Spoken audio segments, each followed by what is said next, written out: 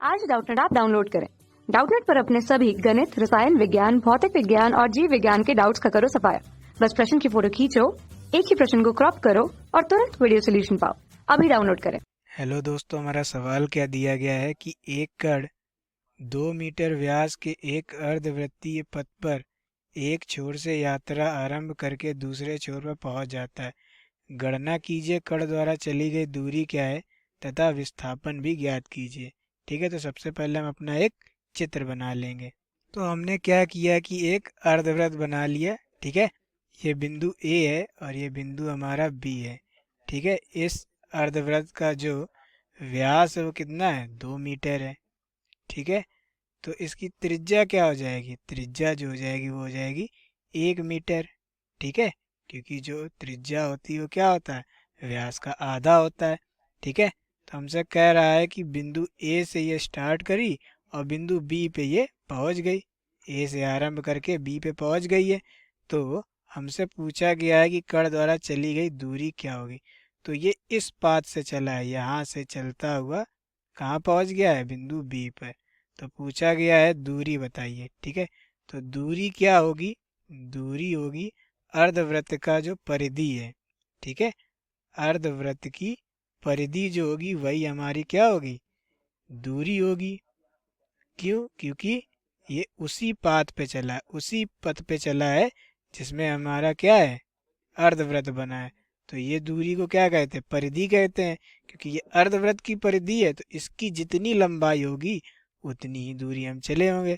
तो अर्धवृत्त की परिधि क्या होती है, अर्धवृत्त की परिधि होती है पाई आर। कैसे पता, क्योंकि पूरे वृत्त की जो परिधि होती है वो 2 पाई आर होती है।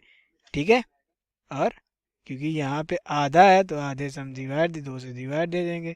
तो दूरी कितनी चलनी पड़ेगी, इसको पाई आर चलनी पड़ेगी। ठीक है, पाई की वैल्यू कितनी होती है, 3.14। ठीक है, यहाँ पे आर की वैल्यू कितनी है, आर हमारा 1 मीटर है तो यहाँ 1 रख देंगे तो क्या आ जाएगा, 3.14 मीटर। यानी बिंदु ए से बिंदु बी तक पहुँचने में जो दूरी होगी वो क्या होगी, 3.14 मीटर होगी। ठीक है, दूसरा हमसे पूछा था विस्थापन बताइए। ठीक है, तो ये काफ़ी इम्पोर्टेंट है, देखिएगा विस्थापन क्या होगा। विस्थापन बराबर होगा ए व बी के बीच की जो न्यूनतम दूरी है वही हमारा विस्थापन होगा। ठीक है, विस्थापन क्या होता है, दो बिंदुओं के बीच की, यानी जहाँ से वो स्टार्ट किया है, आरंभ किया है, तथा जहाँ पे वो अंत किया है उनके बीच की जो न्यूनतम दूरी होगी, ये न्यूनतम दूरी जो होगी वही हमारा विस्थापन होता है। ठीक है, चाहे हम किसी भी मार्ग से जाएं लेकिन जो न्यूनतम दूरी होगी वही विस्थापन कहलाएगा। तो इसमें न्यूनतम दूरी क्या दिख रही है हमें, ये व्यास दिख रहा है। तो विस्थापन क्या होगा, व्यास के ही बराबर होगा। ठीक है, क्योंकि यहाँ से अगर हम सीधा निकले होते तो यहाँ पहुँचते।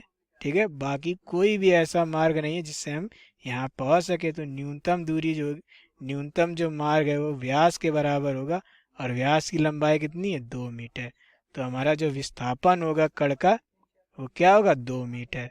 लेकिन दूरी क्या होगी, 3.14 मीटर। यही हमसे पूछा गया था।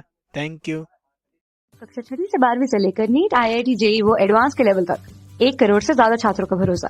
आज ही डाउनलोड करें डाउटनेट ऐप या व्हाट्सएप करें अपने सारे डाउट्स 8400 400 400 पर।